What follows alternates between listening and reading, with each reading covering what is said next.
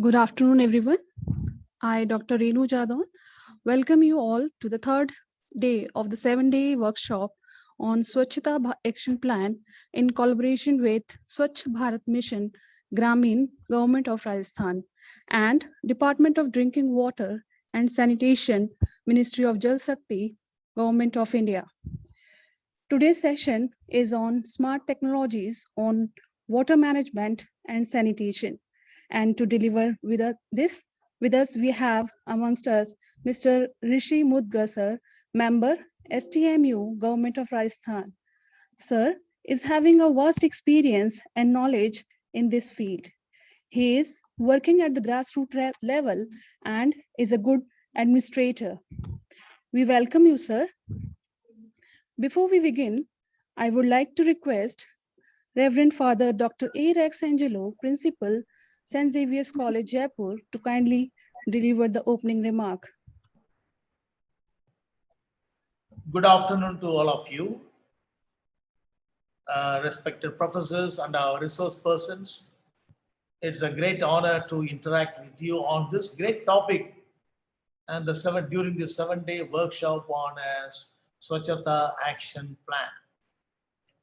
Technologies have been used for various things, and then today the government is also planning to introduce technologies for the sake of Swachhata Bharat Mission. And then as educated people who are also creating citizens of tomorrow, it's our duty to include the latest technology to enhance our ability to deal with this great mission. I am very happy that you have invited very eminent resource persons today. I wish you all the best. Have a very useful and wonderful session. Thank you. God bless you. Thank you so much, Father. Safe drinking water, sanitation, and hygiene are crucial to human health and well-being. India is one of the world's most heavily populated country, with more than half residing in suburban neighborhoods. Due to country's vast population growth and its limited accessibility to water, people have limited access to sanitation and hygiene. Today's session will put more light on various aspects related to water, sanitation, and hygiene. To elaborate more on the topic, may I now request the expert to kindly address the issue. Before hand over the session to Sir, I request the participants that if they have any question or query, please write in the chat box. We will take your questions at the end of the session. Over to you, sir. Thank you so much, ma'am. Thank you, Father. जैसा कि ये topic है, क्योंकि बहुत ही important topic है, स्वच्छ Bharat mission में हम लोग क्या है कि डेली एक्टिविटी जो हो रही है यहाँ पे स्वच्छ भारत मिशन के द्वारा, और जिसमें ठोस एवं तरल कचरा प्रबंधन एक मुख्य घटक है, और उस घटक में क्या क्या तकनीकी है वो मेरा टॉपिक है, उस पर हम लोग बातचीत करेंगे आज। क्या मैं अपनी पीपीटी रन कर सकता हूँ ma'am?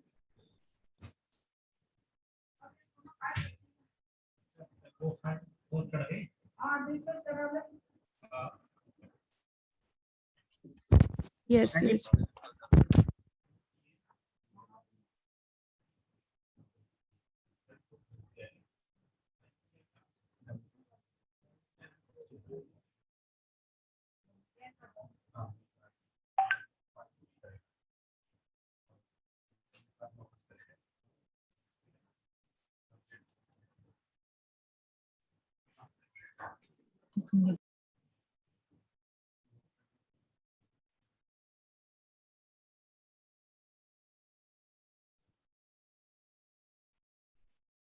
Kindly allow me to run my PPT. Yes, sir, it's allowed.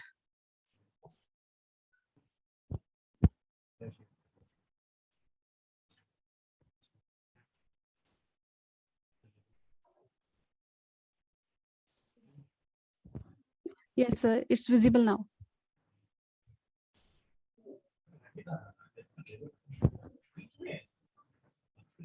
As you know, कि जब हम लोग चारों तरफ अपने देखते हैं कि किस तरह इसका वातावरण है, कचरा प्रबंधन एक बहुत बड़ी समस्या है, सॉलिड लिक्विड वेस्ट मैनेजमेंट एक करना एक बहुत बड़ी समस्या है। अपन फर्स्ट जो पिक्चर आपको दिखाई दे रही है जिसमें गार्बेज कहीं पड़ा हुआ है और वहाँ पे बहुत सारे जानवर उसको जो है खा रहे हैं। कहीं पे आप गार्बेज में आग लगी हुई देखते होंगे, बहुत सारी नालियां चौक हैं इससे, और ये सारी चीजें आप दिन प्रतिदिन हम लोग देखते हैं अपने आसपास के एरियाज में। मैं ये कुछ फोटो दिखा रहा हूँ जो आपको, वो आपको दिखाएंगे कि डेली एक्टिविटीज में हम लोग आपके आस पड़ोस में क्या क्या हम लोग देखते हैं रेगुलर।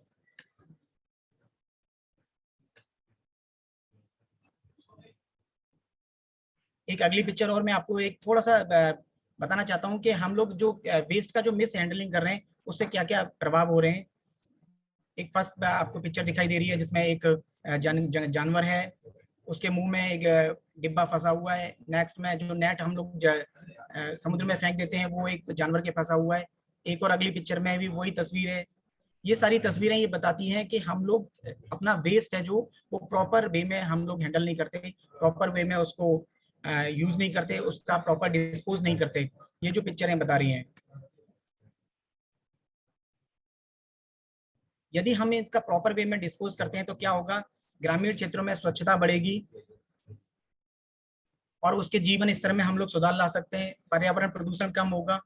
ठोस एवं तरल रिसाइकलिंग का पुनरुपयोग को बढ़ावा दे सकते हैं। गांव स्तर पर जैविक कचरे के ऊर्जा को हम लोग और बेहतर बना सकते हैं। ग्रामीण इलाकों में युवाओं को रोजगार दे सकते हैं और पर्यावरण अनुकूल आधारित नए रोजगारों का अवसर पैदा कर सकते हैं।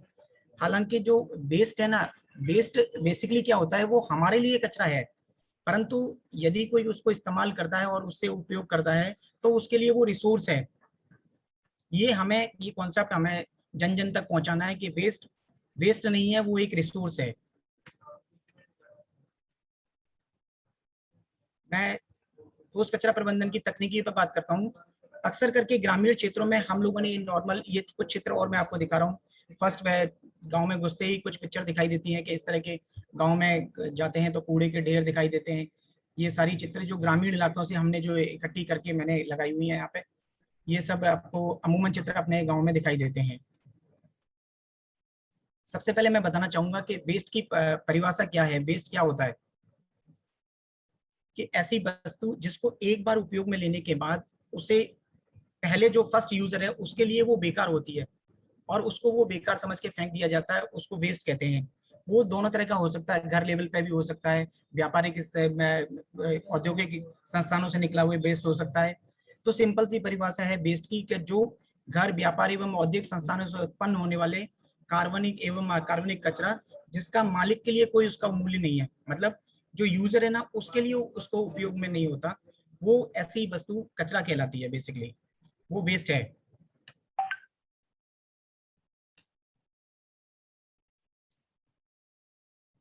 एक जस्ट थोड़ा सा बिफोर टेक्नोलॉजी पे जाने से पहले मैं थोड़ा सा कॉन्सेप्ट है क्या ठोस कचरा क्या होता है और तरल कचरा क्या होता है, थोड़ा सा बात करेंगे। ठोस में क्या क्या आता है, इसमें जो सॉलिड वेस्ट होता है उसमें दो तरह का होता है, एक जैविक और एक अजैविक। एक तो डिग्रेडेबल और एक नॉन बायोडिग्रेडेबल। जिसमें पहले जैविक में क्या होता है, सब्जियों के छिलके और जो अपने घर में जो वेस्ट बचा हुआ है वो सारा इसमें काउंट होता है। और अजैविक में जो पुनरुपयोग और जो पुनरुपयोग नहीं किया जा सकता वो इसमें अजैविक में शामिल होता है। पुनरुपयोग जो इसको रिसाइक्लेबल होता है उसमें कागज, कांच, प्लास्टिक, ये सारी चीजें इसमें रिसाइक्लेबल में आती हैं। जो नॉन रिसाइक्लेबल में इसमें थर्माकोल, टेट्रा पैक और भी बहुत सारे हजार्डस होते हैं वेस्ट, वो इसमें सम्मिलित होते हैं। ये जस्ट एक कैटेगराइजेशन किया गया है वेस्ट का। अब हम बात करते हैं, एक सिंपल टेक्नोलॉजी की बात करते हैं। अपना जो जैविक कचरा है उसकी बात करते हैं कि जिसमें सिंपल टेक्नोलॉजी घर लेवल पे क्या क्या टेक्नोलॉजी हो सकती है। जिसमें सबसे पहली टेक्नोलॉजी है कि, और इसका एक प्रिंसिपल है, इसका सबसे बेस प्रिंसिपल है कि कचरे को घर लेवल पे ही खत्म किया जाए। मतलब जहाँ पे कचरा पैदा हो रहा है वहीं पे उसके निस्तारण की व्यवस्था होनी चाहिए। तो उसके घर लेवल पे टेक्नोलॉजी क्या क्या होंगी, तो सबसे पहली टेक्नोलॉजी है अपन अर्दन पॉइंट कंपोस्टिंग कर सकते हैं। दूसरी कंपोस्टिंग है कि घर लेवल पे पिट कंपोस्टिंग कर सकते हैं।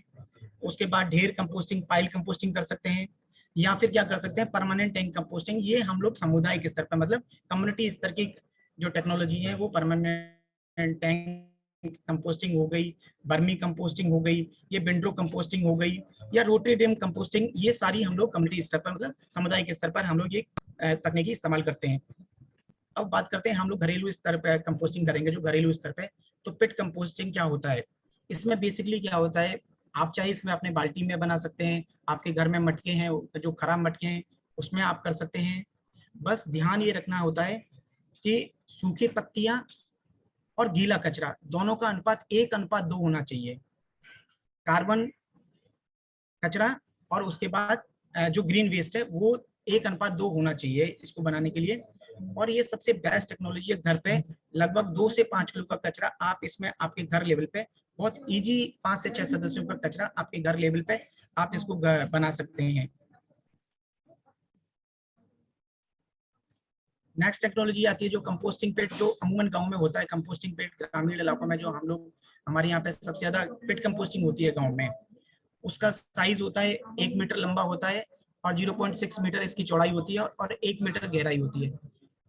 सिंपल, ये एक गड्ढा कर दिया जाता है और उस गड्ढे में जो किचन वेस्ट से जो घर का कचरा आ रहा है या कृषि अपशिष्ट है वो इसमें डाल दिया जाता है और इसको बनाया जाता है। और ये कचरा लगभग 60 से 70 दिन में ऑटोमेटिक डिकम्पोज हो जाता है। ये सिंपल टेक्नोलॉजी है, बहुत ही इजी टेक्नोलॉजी है, कहीं पे भी इसको बनाया जा सकता है किसी भी टेम्परेचर में। परंतु ये देखिए, ध्यान रखना है कि पानी नहीं भरता हो ऐसी जमीन वहां पे होनी चाहिए।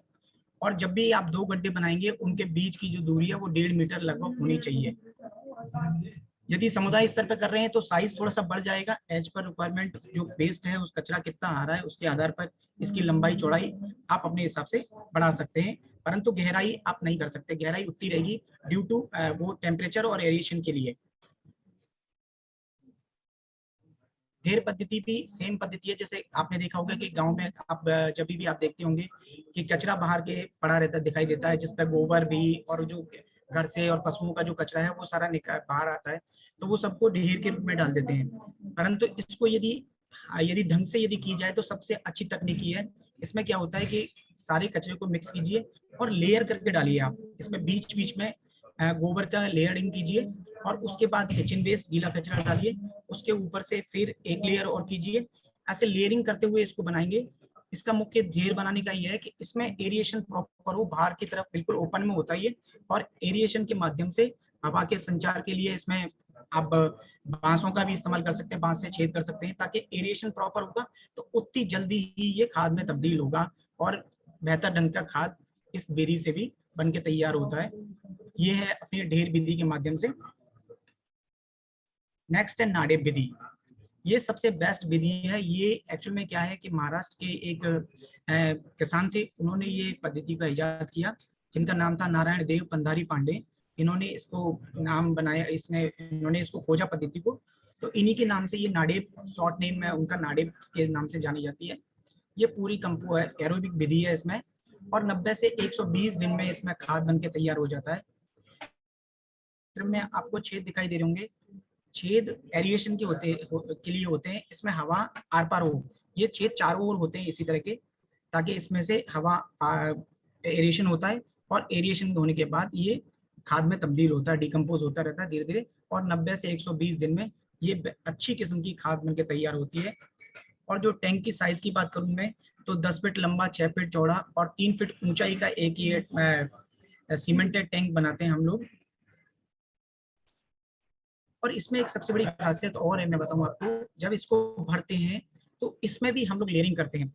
नेक्स्ट शायद पीपीटी में, हाँ नेक्स्ट में है मेरी में, कि इसमें लेयरिंग करते हैं। फर्स्ट लेयर होगी कचरे की बेस होगी, लेयर होगी फर्स्ट। इसमें क्या होता है कि जो भी गाँव में अपने घर में जो पशुओं के से बचा हुआ कचरा है, और यदि कोई गाँव में फसल के कुछ ऐसे अपशिष्ट हैं, उनको सबसे पहले नीचे डालते हैं, मोटे कचरे को सबसे पहले नीचे डालते हैं। उसके बाद सेकंड लेयर हम लोग क्या करते हैं कि जो गोबर की डालते हैं, गोबर को गीला करके उसका छिड़काव करते हैं। और उसके ऊपर थर्ड लेयर होती है, वो जो मिट्टी की होती है, सॉइल की होती है, लगभग 2 इंची के करीब मिट्टी की सॉइल होती है। सेम पद्धति फिर ये दोहराते जाते हैं। फर्स्ट लेयर फिर बेस्ट की होगी, फिर डंग की होगी, उसके बाद थर्ड लेयर सॉइल की होगी। इसी तरह से लेयरिंग करते करते इसको भरते चले जाते हैं।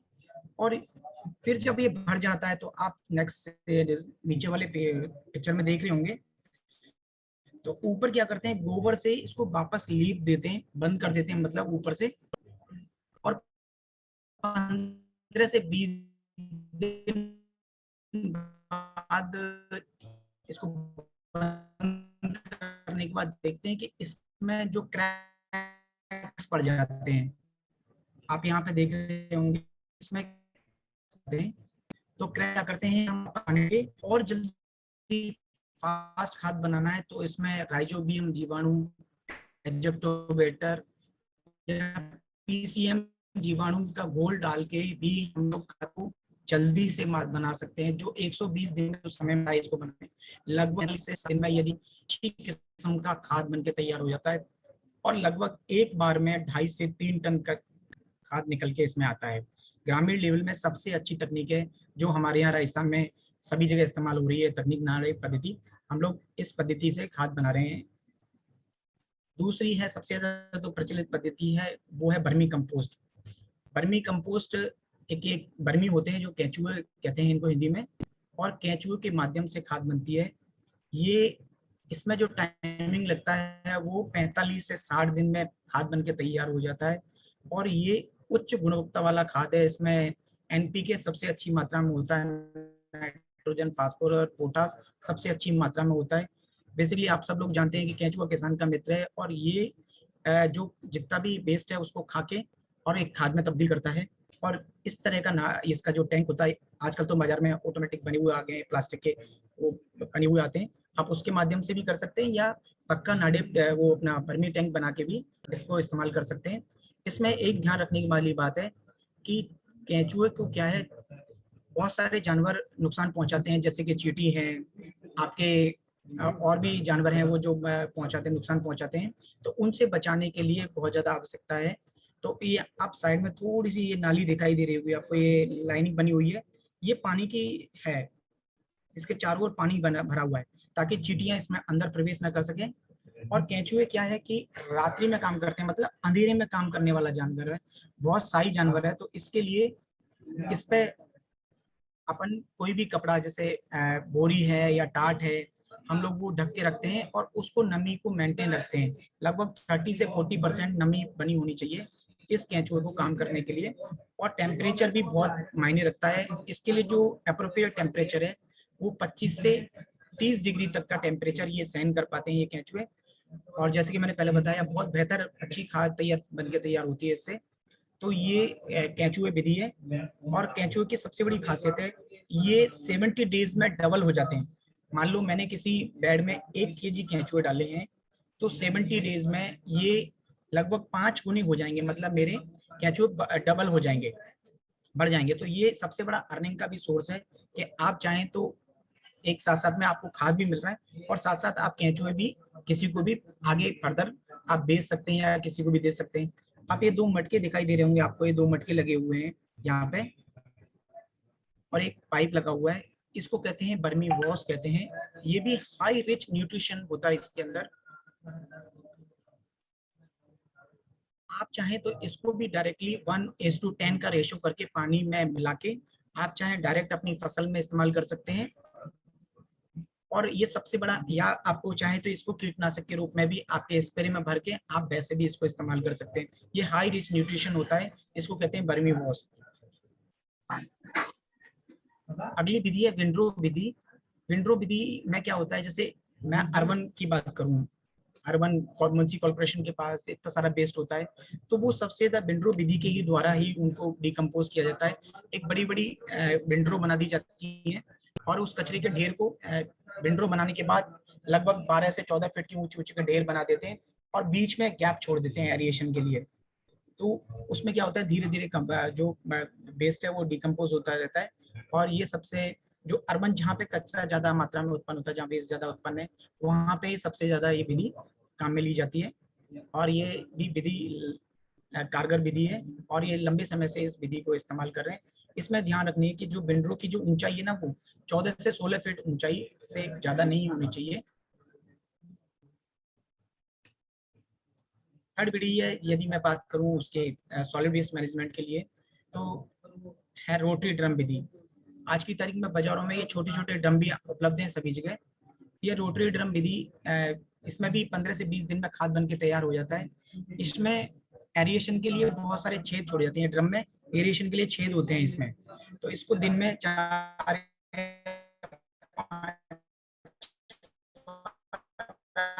5 चक्कर आप घुमा दीजिए 15 से 20 दिन तक, ताकि इसमें एरिएशन प्रॉपर हो। ये आप घर लेवल पे इस्तेमाल कर सकते हैं। और कम्युनिटी लेवल के लिए आप इतनी बड़ी मशीन आती है, जैसे मान लो किसी ग्राम पंचायत स्तर पे करना है या ब्लॉक स्तर पे करना है, तो वहाँ पे इतनी बड़ी 100 से 200 किलोग्राम खाद बनाने के लिए भी ये इतनी बड़ी बड़ी मशीनें भी उपलब्ध हैं। ये भी ऑटोमेटिक मशीन से, ये तो हैंडमेड है, हाथ से घुमाना है अपने को, परंतु इसको क्या है मैनुअल नहीं घुमा सकते अपन, तो इसको मशीन से घुमाने के लिए भी इतनी बड़ी मशीनें उपलब्ध हैं। इसको कहते हैं रोटरी ड्रम। इसमें पूरे घर का वेस्ट, किचन वेस्ट, जो जैविक वेस्ट उसमें डाल दिया, और उसके बाद धीरे धीरे रोट घुमाते रहेंगे अपन डेली, और 15 से 20 दिन में खाद बन के तैयार हो जाएगा।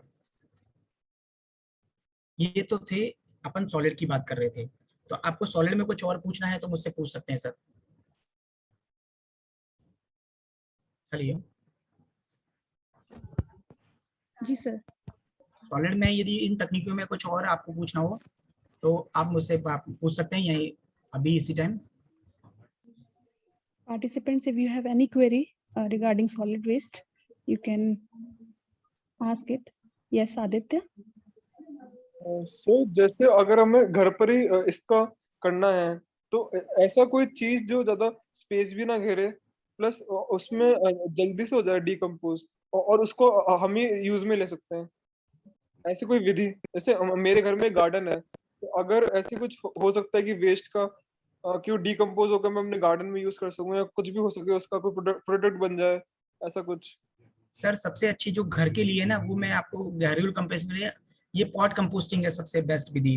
घर लेवल पे जो किचन वेस्ट आपका निकल रहा है, और आपका गार्डन कह रहे हैं, आपके घर पे गार्डन है, तो आपके घर पे सूखी लीफ भी है, मतलब आपके पास ग्रीन वेस्ट भी हो गया और कार्बन भी हो गया, और कार्बन और वो उसका दोनों का मिक्सर करके आप इसमें किसी भी आपके घर में मटका होगा कोई पुराना, उसमें डाल दीजिए। 1:2 का रेशो मेंटेन कीजिए, और थोड़ी सी छाछ उसमें डाल दीजिए। जब आप इसको पूरे मटके को भरोगे तो थोड़ी सी छाछ, आप मतलब एक हाफ बाउल आप छाछ इसमें डाल दीजिए, और उसको समय समय पे आप रोटेट करते रहिए, और लगभग 60 डेज में आपको बेहतर खाद बन के तैयार हो जाएगी इसमें। सर मगर फिर इसमें एक दिक्कत है, इसमें स्मेल बहुत मारेगा इसे। मैं फिर बता रहा हूँ ना, यदि आप रेशो मेंटेन करेंगे 1:2 का, तो स्मेल नहीं आएगी। यदि पूरा ही मैं जैविक डाल दूंगा इसमें, पूरा ही ग्रीन वेस्ट डालूंगा, तो 101% स्मेल करेगा।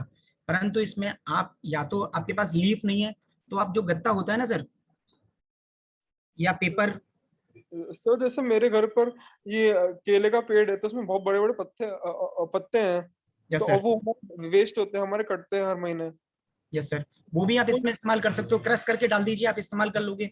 परंतु सूखी लीफ होनी चाहिए। सूखी लीफ के लिए आप अपने घर में यदि आपके प्लेन पेपर आपके पास हैं, आप वो इसमें क्रश करके डाल दीजिए, या फिर आप गत्ता इस्तेमाल कर लीजिए, ग्रीन वेस्ट के साथ साथ में वो इस्तेमाल कर लीजिए, और रेशो 1:2 का रेशो मेंटेन कर लीजिए, कतई स्मेल नहीं आएगी। मेरे खुद के घर में मैं इसका इस्तेमाल करता हूँ। अच्छा सर, सर एक चीज और पूछनी थी मुझे। सर आजकल बहुत सारे बिजनेसेस भी खुल रहे हैं वेस्ट कंपोजिंग के, और इससे लोग पैसा भी कमा रहे हैं। बिल्कुल तो जो आपने हमें अपॉर्चुनिटीज दी हैं, तो इसमें ऐसा कुछ है कि जिससे हम पैसा कमा सकते हैं वेस्ट से? वेस्ट से रिसोर्स तो आप कर ही सकते हैं। आप अपने, जैसे मान लो आपके यहाँ पे ज्यादा वेस्ट है, आप कम्युनिटी वेस्ट को इस्तेमाल कर रहे हैं। बहुत सारी कंपनीज आ रही हैं जो अर्बन म्युनिसिपल कॉर्पोरेशन के साथ में काम कर रही हैं, और वेस्ट को रिसोर्स में तब्दील करने के बाद वो अपना पैसा कमा रही हैं। आप एक बोतल लेते हैं, मान लो आप बिस्लरी की बोतल लेते हैं, हाँ आपके सर। लिए बिस्लरी बोतल का कोई महत्व नहीं, अपन फेंक देते हैं। परंतु जब भी कोई रिसाइकलर होगा, उसको वो 3 पार्ट में डिवाइड करेगा। फर्स्ट है उसका कैप अलग जाएगा, उसकी रेट अलग है। जो पूरा बोतल है उसका रेट अलग है बेचने का, और जो रैपर है उसकी कॉस्ट अलग है। तो 3 लेयर में उसको डिवाइड कर लिया, और 3 अलग अलग अमाउंट के आपको बेचने में उसको पैसा मिलेगा। आपको पता है जो सिगारेट्स होता है, उसका जो लास्ट वाला फिल्टर बचता है, वो भी आपको सेल होता है। लगभग 300 रुपीज किलो का मात्रा है उसकी, वो सेल होता है, परंतु हम लोग ऐसे फेंक देते हैं। परंतु जो रिसाइकलर है उसको पता है कि वहां पे क्या उसके लिए महत्वपूर्ण है, तो वो उसको अलग अलग करता है, सेग्रीगेट करता है। अभी उदयपुर में एक प्लांट है, उदयपुर में तीतड़ी एक हमारी ग्राम पंचायत है, वहां पे 16 तरह का वेस्ट को सेग्रीगेट कर रहे हैं हम लोग। ओके। और जिस रिसाइकल को हम लोग वो बेचते हैं वो अमाउंट, वो 32 तरह का उसको वेस्ट को अलग अलग कर सेग्रीगेट करता है। मतलब आप देखिए हम 16 तरह का सेग्रीगेट कर रहे हैं, 16 तरह का, और वो 32 टाइप का सेग्रीगेट कर रहा है उसी वेस्ट को। अच्छा सर, तो जो ये वेस्ट सेग्रीगेट हो गई, फिर ये आप लोग इंडस्ट्री को बेचते हो आगे? हाँ जी इसका यूज बिल्कुल बिल्कुल। सर आपको एग्जांपल्स दे सकते हैं कि ये जो वेस्ट है, आप सेग्रीगेटेड वेस्ट है, किस काम में आ सकता है? क्या कौन सा प्रोडक्ट बन सकता है इससे? देखिए नारियल के छिल, नारियल जितने भी जयपुर में जितने भी नारियल निकलते हैं उनका कोकोपीट बन जाता है। अच्छा। जितने भी प्लास्टिक हैं उनको वापस रिसाइकल होके वापस डिफरेंट डिफरेंट टाइप के प्रोडक्ट बन जाते हैं। Tetra okay. पैक्स हैं, वो डिफरेंट डिफरेंट जगह पे जाके उनके जो भी बायर हैं वो बायर परचेज करते हैं और वो अपने प्रोडक्ट बना रहे हैं। अच्छा sir, okay sir, thank you. Thank you so much. और कोई क्वेरी है सर?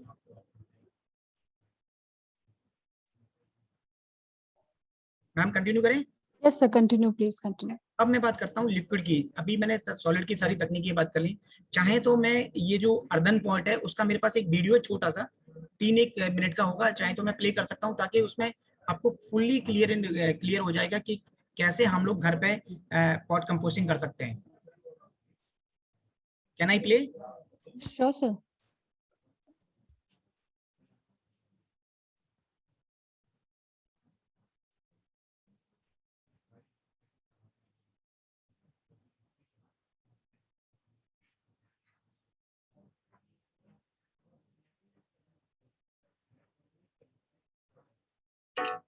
खाद बनाने के पीछे कॉन्सेप्ट बहुत ही सिंपल है। हमें कोई भी एक बड़ा मिट्टी का बर्तन चाहिए जिसमें हम किचन वेस्ट इकट्ठा कर सकते हैं। ये एक खंबा है, ये एक प्रॉपर सिस्टम है जिसको यूज किया जा सकता है कंपोस्ट बनाने के लिए। अगर ये आपको एक्सेसिबल नहीं है तो आप एक मटका भी यूज कर सकते हो। मटके में और इसमें दो मेजर डिफरेंस होते हैं। एक ये कि अगर इसमें देखेंगे तो इसमें छेद होते हैं। ये छेद इसलिए जरूरी होते हैं एरेशन के लिए, जिससे हवा आती जाती रहे और माइक्रोब्स जो एक्चुअली इस खाद को बनाते हैं उनके लिए ये बहुत ज्यादा जरूरी होता है। और दूसरा डिफरेंस कि इसका जो मुंह है वो ज्यादा चौड़ा होता है, तो इसमें खाना डालने में काफी आसानी होती है कंपेयर टू अ मटका। मटके का गला थोड़ा नैरो होता है, तो मटके में छेद नहीं होते, इसलिए हम इसमें छेद बनाएंगे। बनाना बहुत ही आसान है। कोई भी पैनी चीज लीजिए, आप एक चाकू ले सकते हैं या फिर स्क्रू ड्राइवर ले सकते हैं और उसके एजी पार्ट से अंदर ठोकने की कोशिश कीजिए। इसमें छेद छोटा ही रहे तो अच्छा रहेगा, क्योंकि वरना जो किचन वेस्ट का पानी है वो इसमें से निकलना शुरू हो जाएगा। मैंने कुछ इसमें 5-6 छेद बनाए हैं, अगर आप चाहें तो थोड़े और भी बना सकते हैं, बट कुछ 10 से ज्यादा छेद ना बनाए। इसके बाद हमें कुछ छेद नीचे बनाने की भी जरूरत है, तो ये छेद ऊपर वालों से थोड़े बड़े हैं। इन छेदों की जरूरत हमें इसलिए होती है कि जो किचन वेस्ट में पानी होता है वो इनसे नीचे निकलेगा। और इस पानी को इकट्ठा करने के लिए किसी तरह का बर्तन भी लगा सकते हैं नीचे, तो जो भी कंपोस्ट का पानी होगा वो इसमें इकट्ठा होगा। अगर आप नीचे छेद नहीं बनाते और उसको इकट्ठा नहीं करते तो पानी सारा हमारे मटके में इकट्ठा होता रहेगा और एसेंशियली क्या होगा, एक स्लरी सी बन जाएगी और डिकम्पोजिशन रुक जाएगा। तो इसलिए छेद बनाना बहुत जरूरी है। और जो वो पानी यहाँ इकट्ठा होगा वो काफी न्यूट्रिशियस होता है, उसको भी आप पौधों में डाल सकते हैं। उसको कंपोस्ट टी कहते हैं लोग, और उसके ऊपर एक ढक्कन यूज कर सकते हैं। जो लोग अभी से स्टार्ट कर रहे हैं और आपने कभी कंपोस्ट नहीं बनाया है, आई थिंक ये बहुत ही अच्छा आइडिया है। किसी भी पुराने मटके को इस्तेमाल कर सकते हैं। अब इसमें मैं किचन वेस्ट डालूंगी, आप कोई भी किचन वेस्ट इसमें डाल सकते हैं। बस ध्यान रखें कि एसिडिक चीजें ना हो, जैसे कि नींबू, विनेगर वाली चीजें। उससे क्या होगा कि डिकम्पोजिशन स्लो हो जाएगा। और इसमें नॉन वेज भी ना डालें क्योंकि वो डिकम्पोज आसानी से नहीं होता है। इसमें आप कुक्ड और अनकुक्ड दोनों प्रकार का खाना डाल सकते हैं। कुछ लोग कागज भी डालते हैं, आप डाल सकते हैं। मैं न्यूज़पेपर पसंद नहीं करती डालना क्योंकि उसमें डाई होती है और वो फिर आपके कंपोस्ट में जाएगा। अब इसमें दूसरी चीज जो हम डालेंगे वो है कुछ सूखे पत्ते। तो मैं क्या करती हूँ कि अपने सारे सूखे पत्ते एक कागज के बैग में इकट्ठे करती हूँ, अगर आप बिल्डिंग्स में रहते हैं और आपके पास ज्यादा सूखे पत्ते नहीं है तो आप नीचे लॉन से मांग सकते हैं माली से, मैं यही करती हूँ। और फिर हम इसमें कुछ सूखे पत्ते डालेंगे। इसमें सूखे पत्ते डालने का कारण ये है कि अगर आपको कुछ 10th स्टैंडर्ड का बायोलॉजी याद हो, हमने कुछ पढ़ा था carbon nitrogen ratio, CN ratio जैसे कहते हैं। तो जो फ्रेश वेस्ट होता है किचन का, उसमें नाइट्रोजन की मात्रा काफी होती है, पर माइक्रोब्स को जो इधर कंपोस्ट या खाद तैयार करते हैं उनको चाहिए कि एक पर्टिकुलर रेशो ऑफ कार्बन और नाइट्रोजन मेंटेन हो। तो किचन के वेस्ट से तो आ गया नाइट्रोजन, बट कार्बन जो है वो सूखे पत्तों में, घास में ज्यादा होता है, तो इसलिए हम उसमें सूखे पत्ते और घास डालते हैं। इनका जो प्रपोर्शन है वो इस तरह मेंटेन करें कि अगर एक हिस्सा सूखे पत्तों का है तो 2 हिस्से किचन वेस्ट के हैं।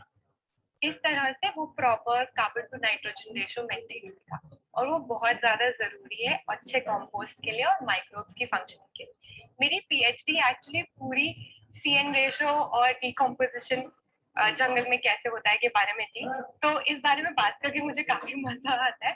बट यहाँ के लिए इतना ही काफी है जान लेना कि हमें हमेशा कंपोस्ट तैयार करने के लिए एक हिस्सा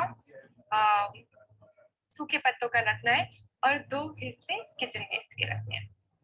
अब ये हमारा तैयार हो गया। इसके ऊपर मैं कुछ दही डालूंगी। बहुत सारे लोग मीडियम भी खरीदते हैं ऑनलाइन, आप खरीद सकते हैं चाहे तो, वरना उसकी जरूरत नहीं है। इसके साथ मैं थोड़ी सी मिट्टी भी डालती हूँ। तो मैं अपने कंपोस्ट के लिए हमेशा एक स्पैचुला, ये किचन का है, और इसको रखती हूँ। आप मेटल का भी यूज कर सकते हो, लेकिन मेटल वाले मुड़ जाते हैं, तो ये सबसे बेस्ट है। और इसको मैं अच्छे से मिलाऊंगी। ये खंबा मैं ऑलरेडी यूज कर रही थी, तो आप देख सकते हैं कि इसमें कैसे फंगस उग रही है। अब इसमें अगर स्मेल आने लगती है तो आप इसको मिक्स कर सकते हो। बेसिकली इससे क्या होगा कि हवा आएगी और एरोबिक रेस्पिरेशन होएगा। हवा की कमी में एनोरोबिक होता है, जिसकी वजह से स्मेल आती है। एक और बात, जितना ज्यादा नाइट्रोजन होएगा और कार्बन कम होएगा, स्मेल उतनी ज्यादा होएगी। तो जो सड़ने वाले माइक्रोब्स हैं उनकी प्रपोर्शन बढ़ जाएगा। इसलिए हमारे लिए बहुत जरूरी है कि हम एक कार्बन और नाइट्रोजन का रेशो बना के रखें। तो हमेशा आप जब भी कंपोस्ट तैयार कर रहे हैं, हमेशा उसमें पत्ते, सूखी घास जरूर डालें। अब इस पूरे को तैयार होने में कुछ 1 महीने लगेंगे। तो मटके के लिए मैं जैसे जैसे किचन वेस्ट इकट्ठा होएगा, मैं 3-4 दिन के लिए उसको एक डस्टबिन में इकट्ठा करती हूँ और फिर 3-4 दिन बाद उसको इकट्ठा इसमें डालती हूँ।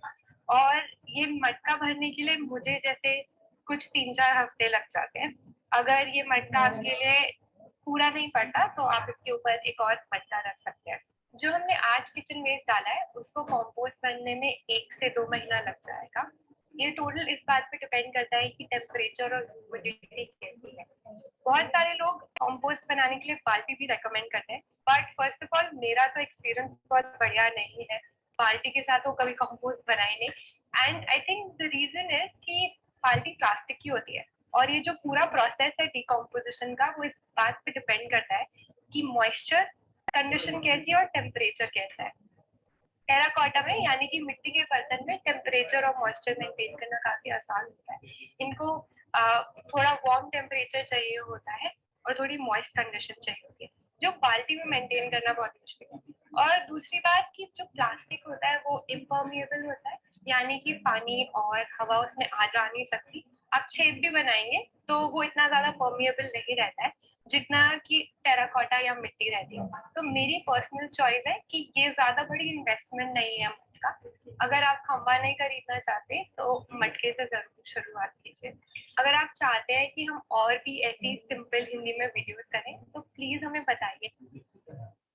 ये एक सिंपल सा वीडियो था जिसके माध्यम से और आप बेहतर समझ पाए होंगे कि किस तरह से हम लोग पॉट कंपोस्टिंग हर लेवल पे कर सकते हैं।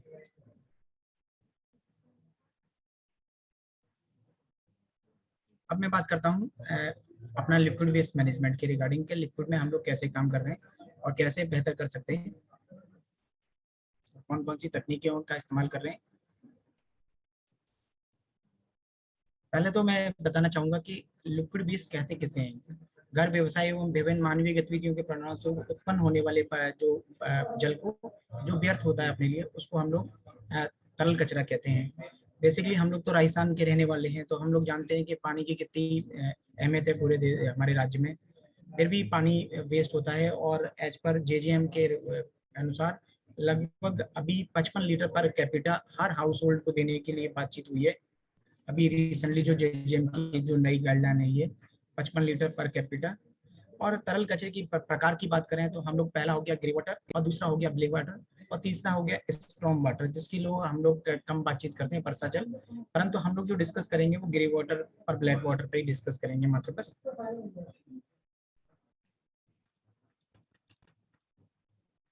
जो ग्रे वाटर की बात करें तो इसमें ग्रे वाटर जो उत्पन्न कहाँ से होता है, एक तो होता है घर लेवल से, दूसरा होता है व्यवसाय लेवल की एक्टिविटी में।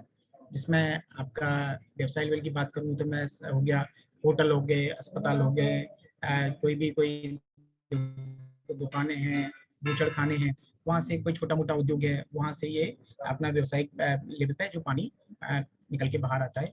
और घरेलू स्तर पर बात करें तो दो चीजें होती हैं घरेलू स्तर पे, एक तो होता है ब्लैक वाटर और दूसरा होता है जो कहते हैं और grey water. Grey water basically जो निकलता है वो हमारे जो अपन इस्तेमाल करते हैं पानी नहाने में, कपड़े धोने में और बर्तन धोने में, वो पानी है जो बाहर आता है, वो ग्रे वाटर के रूप में कहते हैं उसको। और जो ब्लैक वाटर है, जो हमारे जो ग्रामीण लेवल पे या अर्बन शहरों में जो सेप्टिक टैंक बने हुए हैं, उनसे जो निकलने वाला जो पानी है जिसमें बैक्टीरिया बहुत ज्यादा मात्रा में होते हैं, उसको जो हम लोग ब्लैक वाटर की संज्ञा देते हैं, ब्लैक वाटर कहते हैं। सभी जगह जो प्रिंसिपल जो मैं बात कर रहा था अभी, वो 3R प्रिंसिपल है। इसमें सबसे बड़ी बात है रिड्यूस, कम करना, रीयूज और रिचार्ज। वहां पे जब हम लोग सॉलिड की बात करेंगे तो वहां पे हम लोग रिड्यूस, रीयूज और रिसाइकिल की बात करते हैं। परंतु जब ग्रे वाटर की बात करते हैं तो यहाँ पे हम लोग एक शब्द टर्म इस्तेमाल करते हैं, रिचार्ज। मतलब जहां से हमने पानी लिया है वहीं पे हम लोग वापस भेज दें, रिचार्ज कर दें उस जमीन को, ताकि पानी वापस हम लोगों को हमें उपलब्ध हो जाए। तो सबसे पहले रिड्यूस की बात करें तो कम करना का मतलब ये है कि हम लोग जो भी हमारा फ्रेश वाटर आ रहा है, जो ताजा पानी आ रहा है, उसका हमें विवेकपूर्ण इस्तेमाल करना है। मतलब नीड हो तो ही हमें पानी इस्तेमाल करना है। ऐसा नहीं कि हम लोग नहाने के लिए 1 बाल्टी की आवश्यकता है और हम लोग 10 बाल्टी पानी, वो भी बिल्कुल ताजी पानी हम लोग इस्तेमाल कर रहे हैं हैंडपम्प से इस्तेमाल करने के लिए, या वाटर वर्क से जो आ रहा है उस पानी को हम लोग अनाप शनाप उसको यूज कर रहे हैं। फिर रीयूज है, जैसे कि पानी को इस्तेमाल कर रहे हैं, जैसे हम लोग जो अपना रीयूज किया हुआ पानी है, जैसे अपने कपड़े धोने वाला पानी है, उसको हमने एकत्रित कर लिया, तो उसको हम लोगों ने क्या किया, उससे हमने गाड़ियां साफ कर ली। या एक हम लोगों के घरों में, सभी के घरों में आरओ होते हैं। मेरे घर में आरओ का पानी का जो पाइप है, जो वेस्ट वाटर जो आरओ का निकलता है, वो मेरी वॉशिंग मशीन में लगा हुआ है। तो पूरे दिन भर में जो आरओ का पानी निकलता है वो वॉशिंग मशीन में इकट्ठा हो जाता है, और देन जब हम लोग कपड़े धोते हैं तो उस पानी को इस्तेमाल कर लेते हैं। तो ये हो गया रीयूज। और राजस्थान तो ऑलरेडी रीयूज है। कभी आपने बीकानेर, जैसलमेर, कभी उधर की साइड में गए हो तो वहाँ पुराने समय में ऐसा होता था कि घाट पे जो पलंग होता था, जो अपन जो सोने वाला है, उस पर बैठते थे और वहां पे लोग नहाते थे। और उस जो बचा हुआ नीचे जो पानी था बेस्ट, उसको तगारी में रखते थे और उस पानी को निथरने के बाद अपने गार्डन में इस्तेमाल कर लेते या कहीं पे भी इस्तेमाल कर ले। तो हम लोग बेहतर ढंग से जानते हैं रीयूज क्या है। और दूसरा जो प्रिंसिपल है इसका, जो काला जो और ग्रे वाटर दोनों का पृथक्करण, मतलब उसका सेपरेशन होना बहुत जरूरी है। यदि ब्लैक वाटर ग्रे वाटर के साथ में मिल गया तो फिर उसको ट्रीट करने के लिए हमें हाई लेवल की टेक्नोलॉजी की आवश्यकता होती है। और थर्ड जो प्रिंसिपल है इसका कि जो ग्रे वाटर का मैनेजमेंट, जहाँ पे वेस्ट उत्पन्न हो रहा है, जहाँ से पानी निकल रहा है, जो घर है या उद्योग है, वहीं पे ही उसको ट्रीट करके खत्म कर दिया जाए, या उसको पुनरुपयोग कर लिया जाए या रिचार्ज कर दिया जाए। वो वहीं पे लेवल पे होना चाहिए। यदि कहीं हम लोग दूर लेके जाएंगे तो ज्यादा इंफ्रास्ट्रक्चर की आवश्यकता होगी और उसी तरह की तकनीकों की आवश्यकता होगी। जो मैं बात कर रहा था जेजेएम के लिए, पीने के लिए 3 लीटर है, खाना बनाने के लिए 5 लीटर का प्रावधान है, नहाने के लिए 15 लीटर। ये जेजेएम के अनुसार ये उनके स्पेसिफिक मापदंड है। और टोटल जो सप्लाई होगा जेजेएम में, जो 55 लीटर पर कैपिटा जो पानी सप्लाई होगा, उसका 80% जो वाटर है वो हम लोग वेस्ट में काउंट करते हैं। अब इसकी तकनीकी की बात करते हैं तो हम लोगों ने इसको 3 भागों में डिवाइड कर रखा है। एक तो विकेंद्रीकृत, और फिर अर्ध केंद्रीकृत, और फिर केंद्रीकृत। हम लोगों ने 3 तरह से इसको डिवाइड कर रखा है। जो पहली तकनीक है मतलब घर लेवल पे, मतलब विकेंद्रीकृत का मतलब है कि अपन जहाँ से वेस्ट निकल रहा है मतलब उसको घर लेवल पे अपन उसको ट्रीट कर लें, घरेलू स्तर पे ही उसका कर लें। तो इसके लिए जो तकनीक होगी वो पहली है किचन गार्डन, सोक पिट, मैजिक पिट या लीज पिट। और जो जो होगी दूसरी वाली तकनीकी है जो अर्ध केंद्रीकृत है, उसमें सामुदायिक स्तर पर हम लोग प्रबंध करेंगे। और जो लास्ट वाली है केंद्रीकृत, जो उसको हम लोग पूरे गांव के बाहर जाके पूरा ट्रीटमेंट करना है, उसके लिए हम लोग ग्राम स्तर पर प्रबंधन करेंगे। जो फर्स्ट टेक्नोलॉजी की बात कर रहे हैं हम लोग, केंद्रीकृत तकनीकी की बात कर रहे हैं, उसके लिए अपन किचन गार्डन का इस्तेमाल करते हैं। फर्स्ट जो तकनीक है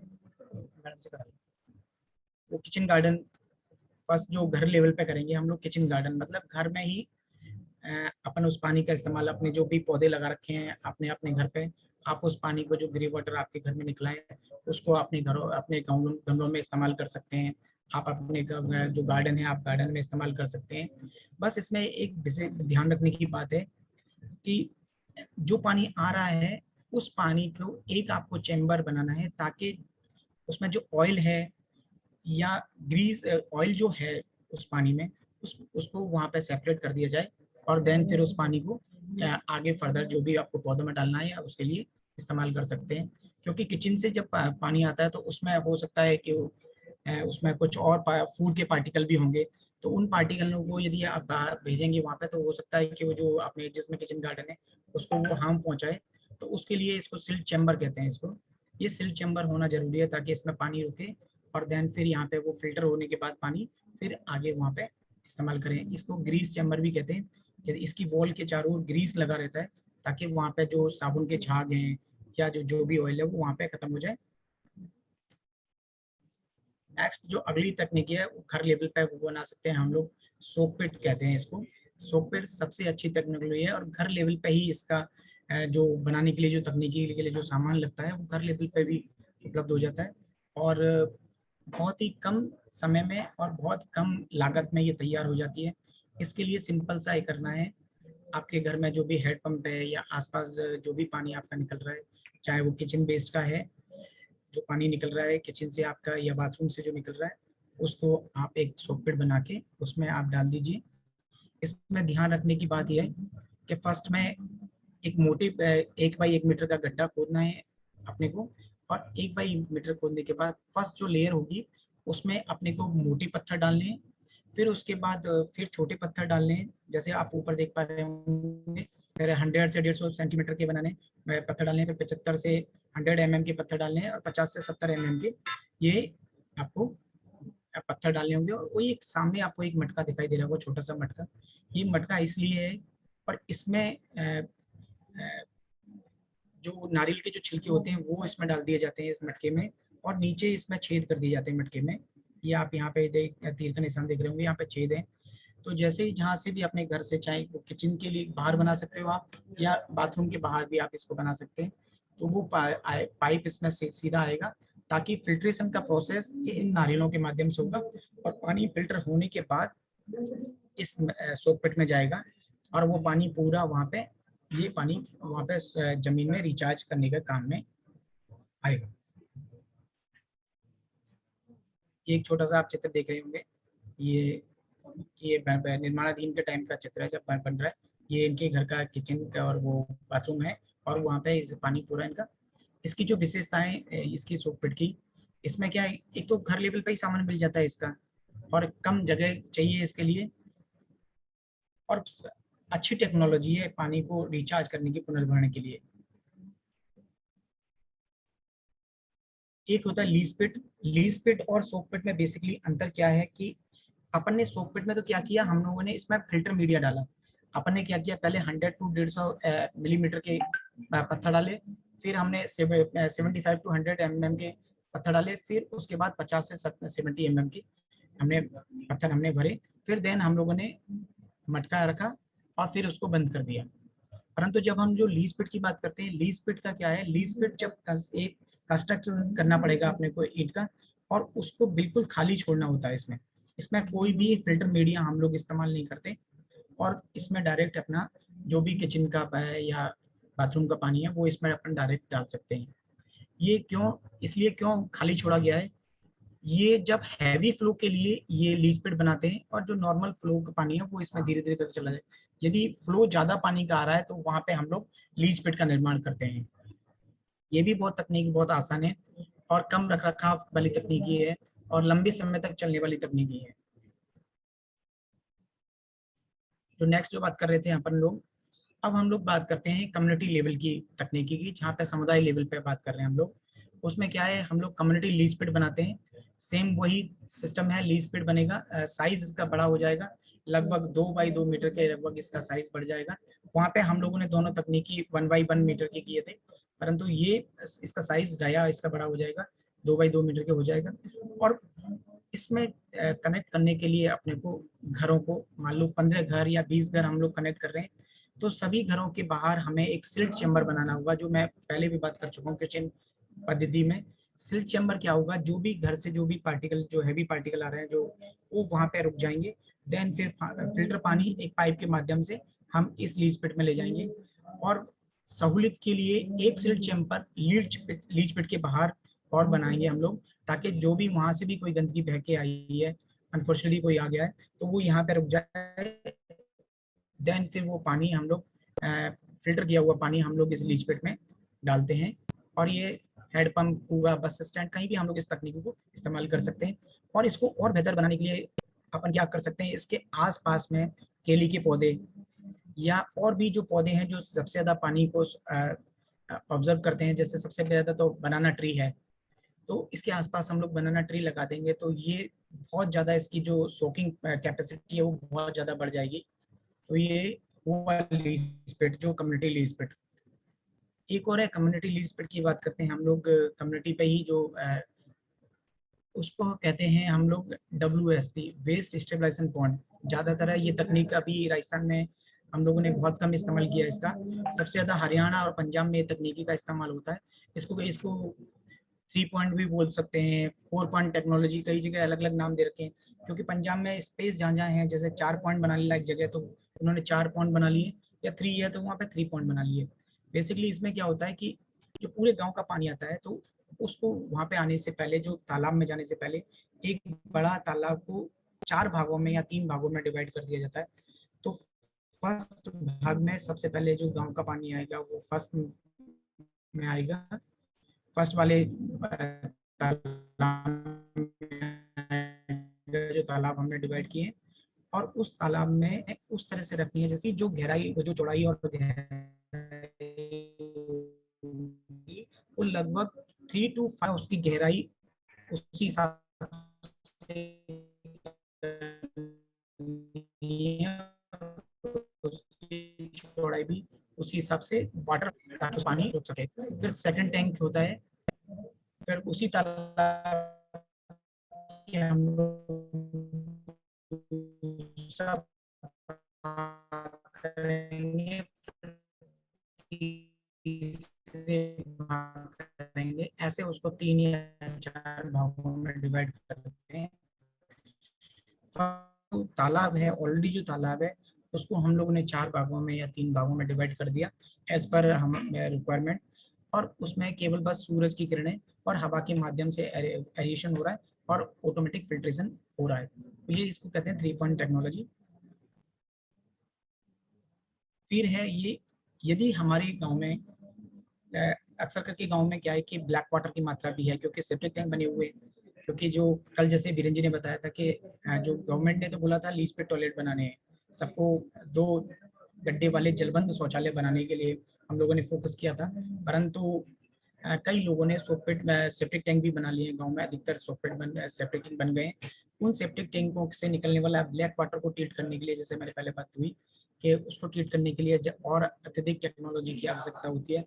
तो जब 4 पॉइंट टेक्नोलॉजी, जब हम लोग ये टैंक बना लिए, 4 टैंक बन गए, और परंतु BOD COD इसकी नहीं कम हो रही है, तो फिर हम लोग क्या करते हैं, फिर उसके फाइनली जो टैंक है, जो आखिरी वाला टैंक है, उसमें क्या करते हैं हम लोग, कृत्रिम वेटलैंड हम लोग तैयार करते हैं। इसमें क्या करते हैं कि जो तालाब होगा उसमें हम लोग बजरी डाल के छोटी छोटी गिट्टी डालने के बाद एक छोटा सा टैंक बनाते हैं। उस टैंक में से वो जो पानी जितना भी है उस पानी को इन पौधों की जड़ों के माध्यम से होके गुजारते हैं। ये आप रूट देख रहे होंगे पौधों के, ये क्या नाम होता है। बहुत सारे प्लांट्स हैं जो सबसे ज्यादा मात्रा में जो बैक्टीरियाओं को किल करते हैं, पैथोजेंस को सक कर लेते हैं और ये पैथोजन को किल करते हैं। तो ये पानी, ये जो पानी आएगा और देन इससे गुजरता हुआ लास्ट जो हमारा पॉन्ड होगा उसमें फिर ये पानी हम लोग इकट्ठा करेंगे और लगभग 30 to 40% BOD COD को ये कम कर देते हैं। और देन फिर वो पानी हम लोग एग्रीकल्चर में इस्तेमाल कर सकते हैं या और भी किसी में वॉशिंग के पर्पज में इस्तेमाल कर सकते हैं। ये डीवॉश टेक्नोलॉजी या डिसेंट्रलाइज्ड वेस्ट वाटर ट्रीटमेंट है। सेम टेक्नोलॉजी है उसी तरह की जैसे वहाँ तो क्या था कि अपन ने ओपन में टैंक बनाए 3 तालाब 4 तालाब। अब इसमें क्या होता है, डिवोर्स में हम लोग वफल रिएक्टर तैयार करते हैं किसी इसमें ये आपको चित्र में दिखाई दे रहा होगा कि हम लोग एक तरह के कंस्ट्रक्ट करने के बाद कंक्रीट के हम लोग टैंक बनाते हैं जिसमें वफल होते हैं। पानी पहले वफल में आएगा, फिर दूसरे में जाएगा, फिर तीसरे में आएगा। इस तरह से करते हुए वो आखिरी वफल में होता हुआ जब तक पानी वो गुजरेगा कि राउंड्स में घुमाना है, उस पानी को रोटेट कराना है। मुख्य बात ये है, और एरिएशन हवा की वजह से और सूरज की रोशनी किरणों से वजह से पानी ऑटोमेटिकली फिल्टर होता है और क्लीन होने के बाद देन फिर इस पानी को भी अपन कृषि के लिए और उसके लिए वॉशिंग के लिए इस्तेमाल कर सकते हैं। ये अक्सर करके तकनीकी है जो कन्वेंशनल मेथड है, जो नाली सिस्टम अपना जो गांव में बना हुआ है, सबसे बेस्ट सिस्टम होता है ये। परंतु क्या है कि ये हमारे यहाँ पे प्रॉपर वे में नालियाँ बनती नहीं, क्योंकि आप सब लोग जानते हैं कि गांव में कोई भी प्लान आता है तो पूरे गांव में नालियाँ एक साथ नहीं बनती। तो क्या होता है, प्रॉपर स्लोप उसका मेंटेन नहीं हो पाता, कहाँ जाना है, किधर जाना है, किसके घर तक बननी है, तो वो प्रॉपर वे में हो नहीं पाता। पूरा स्ट्रक्चर एक बार में डेवलप हो नहीं पाता, टुकड़ों में नालियाँ बनती हैं। तो पूरा फ्लो मेंटेन ना होने की वजह से ये नालियाँ, और ये क्या होता है कि कवर नहीं होती नालियाँ। हमारे यहाँ जितनी भी आपने गाँव में देखी होंगी वो कवर्ड नहीं होती। यदि ये कवर्ड हो ताकि इसमें कचरा ना जाए और फ्लो मेंटेन रहे, तो ये ड्रेनेज सिस्टम भी ऑटोमेटिक फिल्टर, इसमें भी वही सेम पद्धति होती है यदि फ्लो प्रॉपर है इसका। और लास्ट में जाते टाइम तक और धीरे धीरे सूरज की रोशनी और एरोबिक कंडीशन की वजह से पानी फिल्टर होता हुआ ऑटोमेटिक फिल्टर हो जाता है। परंतु ड्यू टू सम रीजन, ये जो मैंने आपको बताया, उनकी वजह से ये प्रॉपर वे में फ्लो ना होना और इनकी वजह से चैनल को क्लीन ना होना प्रॉपर, तो इनकी वजह से और ये नाली सिस्टम हमारा काम नहीं कर पाता। अब इसमें कुछ पूछना चाहते हैं तो पूछ लीजिए मेरे से please. Excuse me ma'am. Yes, sir. Yes ma'am. If participants is having any question, they can write in the chat box. No problem.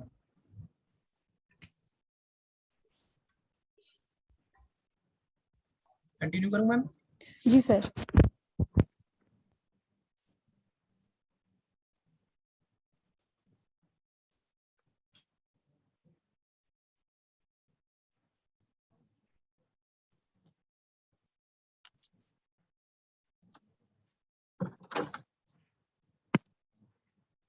अभी मैं प्लास्टिक की बात करता हूँ मैम। बेसिकली सबसे बड़ा मुद्दा है आज की तारीख में हम लोग प्लास्टिक वेस्ट का, और जितने भी मैंने आपको पिक बताए वो प्लास्टिक कितने हार्मफुल है आपने खुद भी देखा उस चित्रों के माध्यम से। Yes ma'am.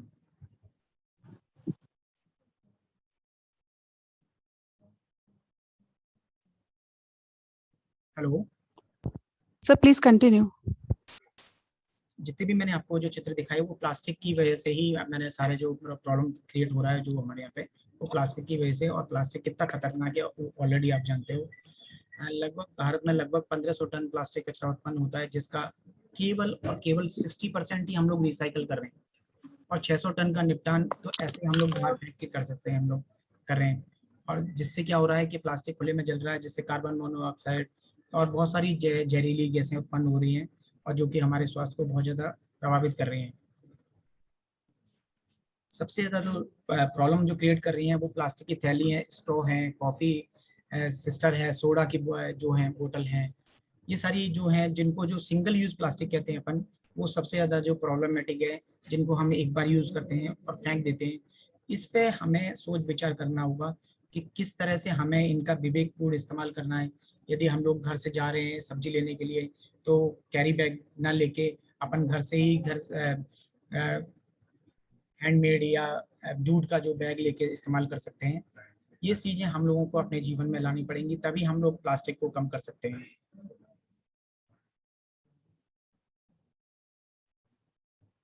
ये जो पूरा चेन सिस्टम है कि प्लास्टिक को जो बात हो रही थी अभी, जैसे अभी सर से बात हुई थी मेरी, सेग्रीगेशन है, कलेक्शन है, स्टोरेज है, ट्रांसपोर्टेशन है और processing and disposal.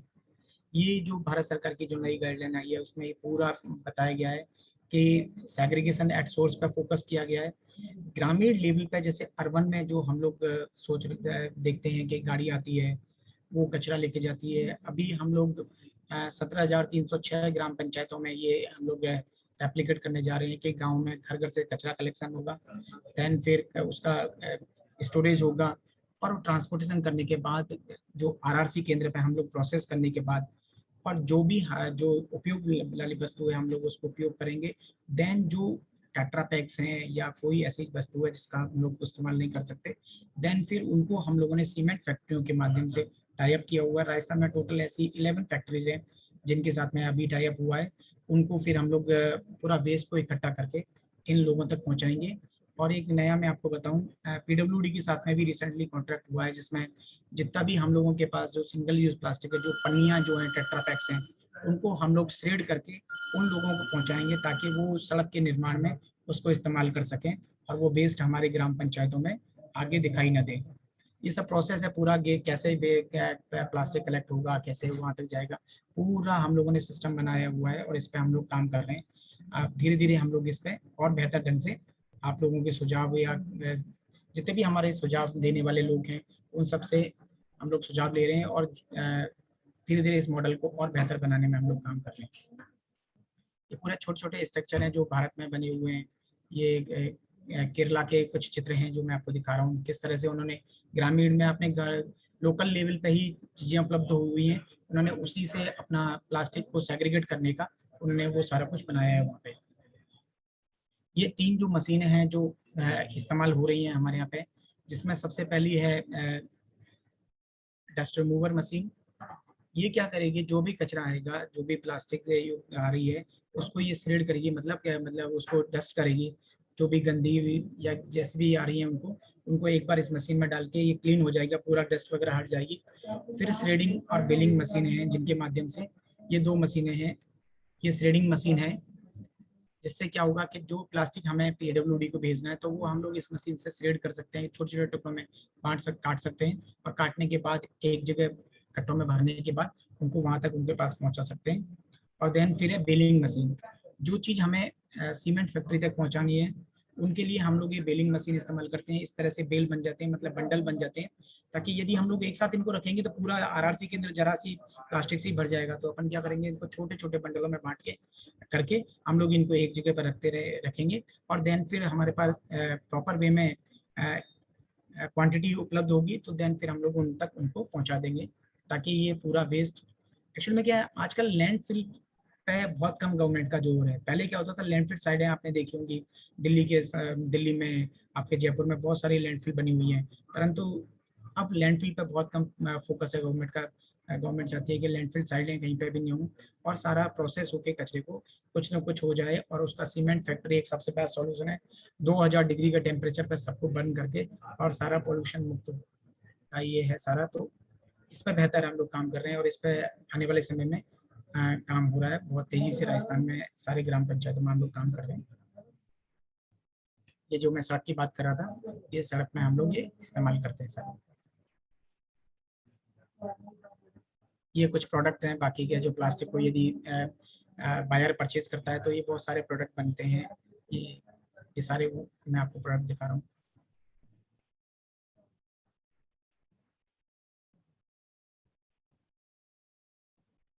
Thank you so much ma'am. Any कोई भी आपको जानकारी चाहिए तो प्लीज बताइए मुझे। Thank you sir. सर मेरा एक क्वेश्चन है,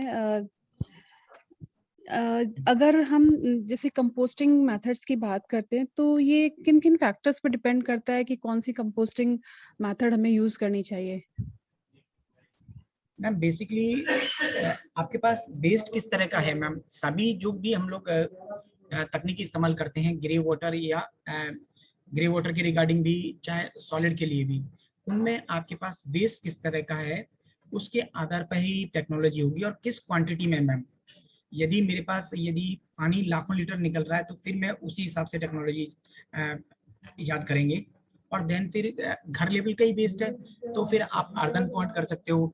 यदि आपके पास 10 या 15 घरों का कचरा है तो फिर आप नाडेप में जा सकते हैं या बर्मी कंपोस्ट में जा सकते हैं। ये सारी आपके वेस्ट की क्वांटिटी और उसमें क्या है कंपोनेंट क्या क्या है उस पर आधारित होता है। जी, thank you, sir. Any questions from the participant side?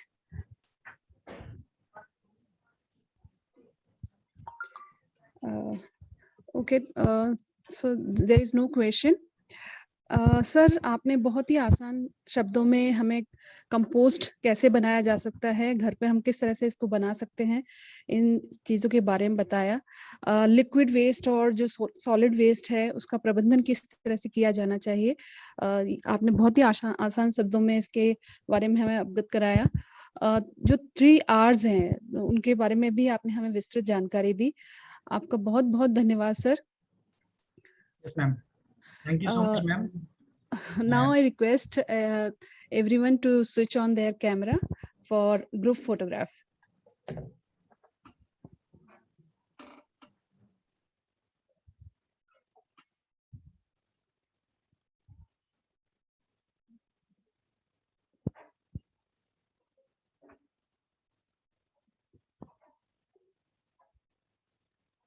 Thank you. Now I thank Rishi Mudgal sir for answering the questions and for good presentation. It was pleasure to have you, sir. Thanks to the participants for attending the session. We hope you have learned and enjoyed the session. Thank you, everyone. Thank you so much. Thank you, sir.